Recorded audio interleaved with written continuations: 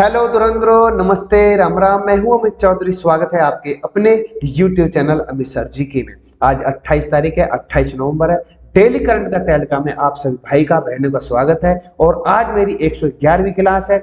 Most important question के साथ अपनी इस क्लास को शुरू करते हैं। जैसा कि मैं हर रोज बताता हूं अपने भाई से बहनों से कि जिस भी पेपर की आप तैयारी कर रहे हो, जैसे कि जनवरी में आपका जीडी का पेपर होगा, एसएससी से रिलेटेड, सीटेट दिसंबर का पेपर होने वाला है, और बैंक से रिलेटेड जो भी पेपर होंगे, आप जिस भी पेपर की तैयारी करो उसमें देखने को मेरी डेली करंट के तैयारी के अंदर जो 10 से 12 क्वेश्चन आपको प्रॉपर तरीके से पॉइंट वाइज डेली करवाता हूं, मोस्ट इंपोर्टेंट होते हैं सभी के सभी। ठीक है, तो शुरू करते हैं आज अपनी क्लास को। फर्स्ट क्वेश्चन आपके सामने। फर्स्ट क्वेश्चन करवाने से पहले अपने भाइयों को मैं बताता हूं नवंबर के महत्वपूर्ण दिवसों की सूची। ठीक है, जो कि महत्वपूर्ण दिवस थे, किस किस डे को वो प्रॉपर तरीके से जानेंगे। ठीक है, तो 1 नवंबर को विश्व शाकाहारी दिवस होता है। 1 मिनट, हाँ, 1 नवंबर को विश्व शाकाहारी दिवस। विश्व रेडियोग्राफी दिवस मैंने जिक्र किया हुआ सभी को प्रॉपर तरीके जिस दिन मैंने करंट अफेयर करवाई थी अपनी। ठीक है, 8 तारीख को, 1 तारीख को, 9 तारीख को प्रॉपर तरीके से इनके ऊपर एनालिसिस करके बताए थे, पॉइंट आउट करके। ठीक है, 9 नवंबर को विश्व सेवा दिवस, बाल दिवस सभी को पता है, पंडित जवाहरलाल नेहरू जन्म तिथि होती है उनकी। ठीक है जी। और 16 नवंबर को एंडोरेंस डे, विश्व छात्र दिवस, राष्ट्रीय पत्रिका दिवस 17 नवंबर को होती है। फिर अंतर्राष्ट्रीय छात्र दिवस, राष्ट्रीय मृग दिवस मनाए जाते हैं, प्रॉपर तरीके से पूछा गया क्वेश्चन है। वहीं पर शौचालय दिवस, अंतर्राष्ट्रीय पुरुष दिवस होता है 19 नवंबर को। और जो ये आपको दिख रहा अफ्रीका औद्योगिकरण दिवस, ये सार्वभौमिक और बाल दिवस, ये 20 तारीख को मतलब कि 20 नवंबर को होता है। ठीक है मेरे भाई, ये पहले प्रॉपर तरीके से बता चुका हूं। ये क्वेश्चन हुआ विश्व टेलीविजन दिवस कब मनाया जाता है? 21 नवंबर को मनाया जाता है। और 25 नवंबर को महिला के खिलाफ हिंसा के उन्मूलन के लिए अंतर्राष्ट्रीय दिवस होता है। भारत का संविधान प्रॉपर तरीके से आज मैं समझाऊंगा इसके बारे में। ठीक है, 26 नवंबर भारत का संविधान दिवस होता है, ये आपको पता होनी चाहिए। ठीक है, इसके बारे में प्रॉपर तरीके से आज मैं बताऊंगा, जो कि मोस्ट इंपोर्टेंट है। ठीक है, तो शुरू करते हैं आपके आज की फर्स्ट क्वेश्चन की साथ, जो कि मोस्ट इंपोर्टेंट होता है। ठीक है, वर्ष 2019, 2020 और 2021 के लिए संगीत नाटक अकादमी पुरस्कार की घोषणा किस शहर में की गई? इंपोर्टेंट है, मैं पूछूंगा, मैं सभी को प्रॉपर तरीके से बताऊंगा। ठीक है, कब, क्या और किसको दिया गया है सभी चीजें। ठीक है, तो नई दिल्ली में, लद्दाख में, कश्मीर में, जम्मू कश्मीर में, या फिर जम्मू में। तो संगीत नाटक अकादमी पुरस्कार जो होता है नाट्य के लिए, संगीत के लिए प्रॉपर तरीके से दिया जाता है, तो ये नई दिल्ली में आयोजित किया गया। यहाँ पर ए इज द राइट आंसर हो जाता है। ठीक है, मैं थोड़ा सा बता दूं कि संगीत नाटक अकादमी राष्ट्रीय संगीत नृत्य नाटक अकादमी नई दिल्ली की सामान्य परिषद की बैठक 6 से 8 नवंबर 2022 तक नई दिल्ली में आयोजित की गई थी। ठीक है, इंपॉर्टेंट है, ध्यान रखना। उन्होंने सर्वसम्मति से अकादमी के फेलो के रूप में प्रदर्शन कला के क्षेत्र में 10 प्रतिष्ठित व्यक्तियों को चुना, जो कि मोस्ट इंपोर्टेंट नाम है। ठीक है, जनरल काउंसिल ने वर्ष 2019, 20 और 21 3 साल प्रॉपर तरीके से संगीत नाटक अकादमी पुरस्कार के लिए भी 128 कलाकारों का चयन किया है। ये मोस्ट इंपोर्टेंट क्वेश्चन था, इसलिए मैंने आपके सामने रखा। ठीक है, ये जो क्वेश्चन है कहां पर आयोजित किया गया, किस किस में दिया जाता है, क्यों दिया जाता है, ये सभी मैंने आपको बता दिए। ठीक है भाई, इंग्लिश में लिखा भी हुआ है ऑलरेडी। बात करें संगीत नाटक अकादमी पुरस्कार की, तो यह अभ्यारत जो कलाकार उनको दिया जाता है सर्वोच्च राष्ट्रीय सम्मान के रूप में। 1951 में इसको स्थापित किया गया था। 1952 में पहला पुरस्कार दिया गया था। आपको इन कमेंट मुझे बताना 1952 में संगीत नाटक पुरस्कार किस आदमी को दिया गया है, किस महिला को दिया गया था। संगीत नाटक अकादमी संगीत, नृत्य और नाटक के प्रतिष्ठित कलाकारों और विद्वानों को फेलोशिप के प्रदान पर करती है, ये आपको पता होनी चाहिए। ठीक है मेरे भाई, नेक्स्ट क्वेश्चन की तरफ चलते हैं अपने भाइयों के लिए। हाँ जी, नेक्स्ट क्वेश्चन आपके सामने। किस देश ने 2023-25 कार्यालय के लिए इंटरनेशनल इलेक्ट्रोटेक्निकल कमीशन, जिसको आईईसी कहते हैं, उपाध्यक्ष उसका पद, और स्ट्रेटेजिक मैनेजमेंट बोर्ड, जिसको एसएमबी, इनकी फुल फॉर्म पूछ सकता है आपसे, का पद जीता है? ये कौन सा देश है? तो इंडिया, स्विट्जरलैंड, यूक्रेन, अमेरिका, ये अपना भारत है। आप सभी को पता होनी चाहिए। ठीक है मेरे भाई, जो कि मोस्ट इंपोर्टेंट है। ठीक है मेरे भाई, विमल मेहंदू भारत का प्रतिनिधित्व करने के लिए आईईसी उपाध्यक्ष होंगे, ये आपको पता होना चाहिए। विमल मेहंदू, ये मोस्ट इंपोर्टेंट नाम है, मैंने इसको हाईलाइट भी कर दिया, आप प्रॉपर तरीके से को याद कर लेना। आईईसी एक अंतरराष्ट्रीय मानक निकाय है। इसे इलेक्ट्रिकल और इलेक्ट्रॉनिक और संबंधित प्रौद्योगिकी के लिए अंतरराष्ट्रीय मानकों को प्रकाशित करता है। बीआईएस ने अंतरराष्ट्रीय मानकीकरण संगठन वीओ और आईसी की नीति प्रशासनिक निकाय को प्रतिनिधित्व किया है। ठीक है मेरे भाई। मानकीकरण प्रबंधन बोर्ड तकनीकी नीति मामलों के लिए जिम्मेदार आईईसी का सर्वोच्च सम्मान निकाय है। ये आप सभी को पता होनी चाहिए, मैंने प्रॉपर तरीके से इंग्लिश में भी दे रखा है और आप इसको याद कर सकते हैं। नेक्स्ट क्वेश्चन की तरफ चलते हैं मोस्ट इंपोर्टेंट क्वेश्चन के साथ। जुलाई अगस्त सितंबर 3 महीने के लिए 2022 में भारत की जो बेरोजगारी दर है घटकर कितना रहेगी ये आपको पता होनी चाहिए। तो 7.9%, 7.2, 7.3, 7.20। तो यहाँ पर 7.2% जो आंकड़ा है ये प्रॉपर तरीके से घटकर आ गई है भारत की बेरोजगारी।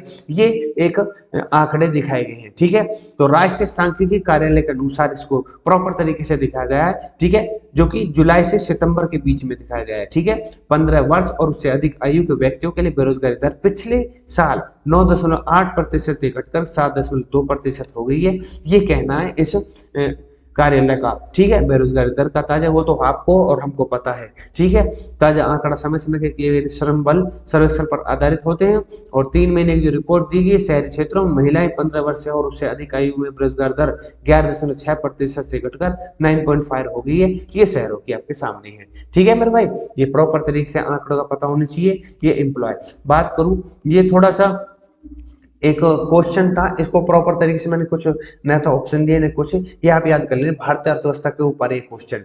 ठीक है, तो नेक्स्ट क्वेश्चन की तरफ चलते हैं। किस व्यक्ति ने सुप्रीम कोर्ट में संविधान दिवस समारोह में हिस्सा लिया? इंपोर्टेंट है, 26 नवंबर जिसकी मैंने बात की अपने भाइयों को। ठीक है, तो आदित्यनाथ जी ने, स्मृति ईरानी जी ने, सोनिया गांधी, पीएम मोदी। तो आपके सामने सभी को पता होगा पीएम मोदी जी ने इनका इसमें हिस्सा लिया 26 नवंबर के दिन। ठीक है, उन्होंने ई कोर्ट इलेक्ट्रॉनिक कोर्ट परियोजना के तहत विभिन्न पहलों की शुरुआत की। Virtual justice clock, justice mobile app 2.0 और डिजिटल कोड और CS3 वास वेबसाइट को लॉन्च किया। प्रॉपर तरीके से आपको पता होनी चाहिए, सभी के सभी ऑप्शन में डालकर क्रम वाइज डालकर आपसे पूछ सकता है। ठीक है, ये कोर्ट परियोजना आईसीटी के माध्यम से वकीलों और वादकारियों और न्यायपालिका सेवाओं प्रदान करने का एक प्रयास होगी। वहीं पर वर्चुअल जस्टिस क्लर्क के माध्यम से अदालतों का कामकाज जवाबदेह और पारदर्शी हो जाएगा, क्योंकि अदालत द्वारा मामलों को निपटाने की स्थिति जनता के साथ साझा की जाएगी। यह भी एक इंपॉर्टेंट बात है। जस्टिस मोबाइल ऐप 2.0 उच्च न्यायालय और उच्चतम न्यायालय के न्यायाधीशों के मामले में लंबितता और उसको निपटाने की जानकारी देगा। ये तीनों का तीनों प्रॉपर तरीके से मैंने समझा दिया अपने भाइयों को, जो कि मोस्ट इंपोर्टेंट है। नेक्स्ट क्वेश्चन की तरफ चले। संविधान सभा आप सभी को पता होगी 26 नवंबर को मनाई जाती है। 26 नवंबर 1949 को भारत की संविधान सभा ने भारत के संविधान को अपनाया था। ये आप सभी को पता होगी, मैंने कई बार अपने भाइयों को बताया हुआ है। ठीक है, और नेक्स्ट क्वेश्चन की तरफ चलते हैं, इसके बारे में आगे बढ़ा दूंगा। ठीक है, G20 की पहली शेरपा बैठक किस राज्य के उदयपुर में आयोजित की जाएगी? ये जो क्वेश्चन है, ये जो G20 है, ये मोस्ट इंपोर्टेंट है। 20 देशों का राजा है इस समय अपना भारत, ये आपको पता होनी चाहिए। G20 की पहली शेरपा जो बैठक होगी वो होगी आपके राजस्थान में, जो कि उदयपुर में स्थित है। तो B is the right answer हो जाता है। बी और सी दोनों ही ऑप्शन राजस्थान दे रखे मैंने। ठीक है, तो जो इसका उद्देश्य होगा G20 सदस्य देशों के बीच आर्थिक सहयोग और मित्रता को बढ़ावा देना। G20 शिखर सम्मेलन की शेरपा बैठक मुख्य G20 शिखर सम्मेलन से पहले सरकार के प्रतिनिधियों को प्रारंभ बैठक है, ये आपको पता होनी चाहिए। मुख्य G20 जो है शिखर सम्मेलन से पहले शेरपा बैठक यह सुनिश्चित करते हैं कि अंतिम शिखर सम्मेलन में बड़े राष्ट्राध्यक्षों की वार्ता के लिए आवश्यक समय और संसाधन हो। ये पहली बैठक में सभी जायजा लिया जाता है। ठीक है, कौन सी बैठक कहां पर होनी है प्रॉपर तरीके से इसमें हो जाती है। नीति आयोग के पूर्व CEO अमिताभ कांत भारतीय पक्ष में G20 की शेरपा होंगे, ये आपको पता होनी चाहिए। ठीक है मेरे भाई, कौन होंगे? नीति आयोग के पूर्व CEO अमिताभ कांत जी। ठीक है, इंपॉर्टेंट है मेरे भाई। नेक्स्ट क्वेश्चन की तरफ, किस व्यक्ति का या को 77% अनुमोदन रेटिंग के साथ दुनिया के सबसे लोकप्रिय नेता के चुने गए हैं? आपके सामने हमारे भारत के प्रधानमंत्री जी श्री नरेंद्र मोदी जी को 77% अनुमोदन रेटिंग दी गई है दुनिया में। ऐसा नहीं है भारत में, पूरे विश्व के अंदर आप देख सकते हो कितने लोकप्रिय नेता बन चुके हैं हमारे पीएम मोदी, वर्तमान के मंत्री पीएम मोदी जी, जो कि मोस्ट इंपोर्टेंट है। वैश्विक नेता अनुमोदन रेटिंग के अनुसार पीएम मोदी जी 77% अनुमोदन रेटिंग के साथ दुनिया के सबसे लोकप्रिय नेता बन गए हैं। बात करूं मैक्सिको के राष्ट्रपति एंड्रे मैनुअल लॉपेज गिरोड दूसरे स्थान पर है। ठीक है, कहां के? मैक्सिको के, आपसे पूछ सकता है। इसके बाद ऑस्ट्रेलिया के प्रधानमंत्री एनी अथेनियस है। 22 विश्व नेताओं में से राष्ट्रपति जो अमेरिका के हैं जे बाइडेन वो 9वें नंबर पर हैं। 10वें नंबर की बात करूं ब्रिटेन के प्रधानमंत्री ऋषि सुनक जी हैं। ये आपको पता होनी चाहिए मेरे भाई, इंपॉर्टेंट है, क्रम वाइज हर किसी को प्रॉपर तरीके से पूछ सकता है। यहाँ से क्वेश्चन आएगा, आपसे पूछ सकता है इस रेटिंग को कौन जारी करता है, तो वैश्विक नेता अनुमोदन रेटिंग के अनुसार ये प्रस्तुत किया गया। सर्वेक्षण में प्रत्येक देश में 7 दिनों तक वैश्विक निवासियों को सर्वेक्षण किया गया था, ये आपको पता होना चाहिए। नेक्स्ट क्वेश्चन की तरफ चलते हैं। राष्ट्रीय दुग्ध दिवस किस व्यक्तित्व के जयंती के उपलक्ष्य में मनाया जाता है? आप सभी को मैंने कई बार बता दी, सभी की सभी ग्रांति मैंने आपको बताई दी है। तो doctor Verghese Kurien most important है। दुर्गेश पटेल, नॉर्मन बोरलैग, ये इंदिरा गांधी, ये सभी गलत के गलत है, ठीक है। तो डॉक्टर वर्गीस कुरियन जी, जो कि इनकी याद में, इनकी जयंती की याद में राष्ट्रीय दुग्ध दिवस 26 नवंबर को मनाया जाता है, national milk day. Most important है, पशुपालन विभाग ने डॉक्टर वर्गीस कुरियन की 101वीं जयंती मनाने के लिए बेंगलुरु राष्ट्रीय दुग्ध दिवस मनाया। पशुपालन और डेयरी विभाग, भारत सरकार, पशुपालन और मत्स्य पालन विभाग, कर्नाटक सरकार और राष्ट्रीय डेयरी विकास बोर्ड और कर्नाटक मिल्क फेडरेशन कर्नाटक में इस राष्ट्रीय कार्यक्रम का आयोजित करने के लिए एक साथ आए हैं। ये सभी प्रॉपर तरीके से जितने विभाग है, जितने भी स्टेट के विभाग है, सभी के सभी एक तरफ आए हैं उठ करके, और इनके रूप में 101 जयंती इनकी बनाई गई है। किनकी? डॉक्टर वर्गीस कुरियन जी की। डॉक्टर वर्गीस कुरियन जी का जन्म 26 नवंबर को 1921 में हुआ था।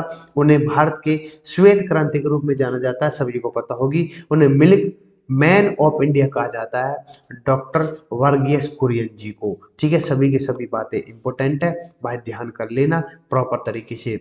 नेक्स्ट क्वेश्चन की तरफ चलते हैं। सोन जूल 2022 जो सोनजल किस राज्य केंद्र शासित प्रदेश में आयोजित होने वाला वार्षिक युवा उत्सव है? जम्मू कश्मीर में हो रहा है, अंडमान में हो रहा है, राजस्थान में, गुजरात में। तो ये प्रॉपर तरीके से आपको पता होगी। जम्मू कश्मीर के उपराज्यपाल मनोज सिन्हा ने कश्मीर विश्वविद्यालय में वार्षिक युवा उत्सव सोन जल 2022 का उद्घाटन किया। आप सभी को पता होनी चाहिए, यह महोत्सव युवा कलाकारों के लिए अपनी प्रतिभा दिखाने का एक अवसर है, और सोन जल उन्हें एक भारत श्रेष्ठ भारत के सपनों को साकार करने के लिए एक मंच प्रदान करता है। इंपॉर्टेंट है, ठीक है। एक भारत श्रेष्ठ भारत, क्या पता आपके सामने इसको रख दे, ठीक है। सोन जल जो उद्घाटन किया गया था, कहां पर किया गया था, किसके द्वारा किया गया था, आपसे प्रॉपर तरीके से पूछ सकता है, ठीक है। वर्तमान में जम्मू कश्मीर के जो उपराज्यपाल हैं मनोज सिन्हा जी, उनके द्वारा इसको उद्घाटन किया गया है, आपको पता होनी चाहिए, ठीक है। नेक्स्ट क्वेश्चन की तरफ चलो। भारत का पहला नाइट स्काई अभयारण्य किस राज्य के शासित प्रदेश में स्थित है?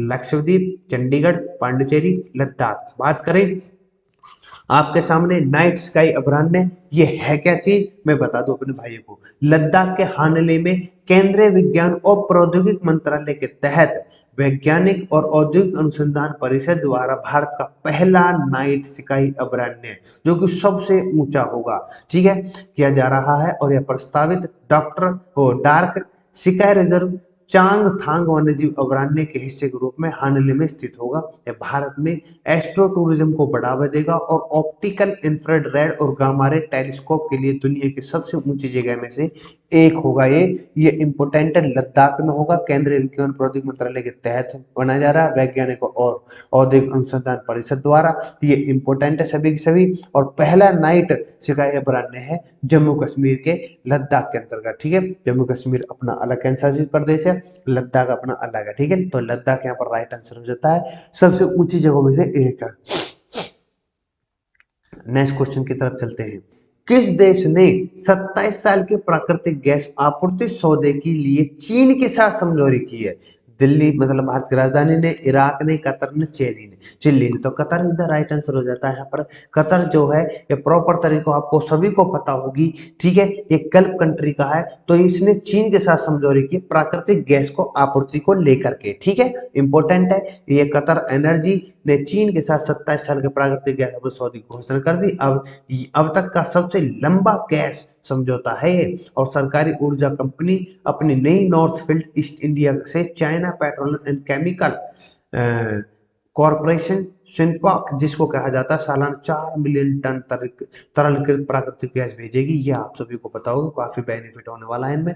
ठीक है, ये ईस्ट परियोजना है, इंडिया नहीं है। ठीक है मेरे भाई, तो यहाँ पर जो मैंने आपको बताया है तो प्राकृतिक गैस को आपूर्ति को लेकर के चीन के साथ जो समझौता हुआ है वो कतर के साथ हुआ है। ठीक है, गल्फ कंट्री है, आप सभी को पता होनी चाहिए। ठीक है मेरे भाई, कतर आपने सभी ने सुना होगा, प्रॉपर तरीके से नहीं सुना, विश्व फेयर में मैंने सभी चीजें बता रखी है। और अभी कुछ दिनों में मैं स्टैटिक जीके शुरू करने वाला हूँ एसएससी जीडी वाले बच्चों के लिए।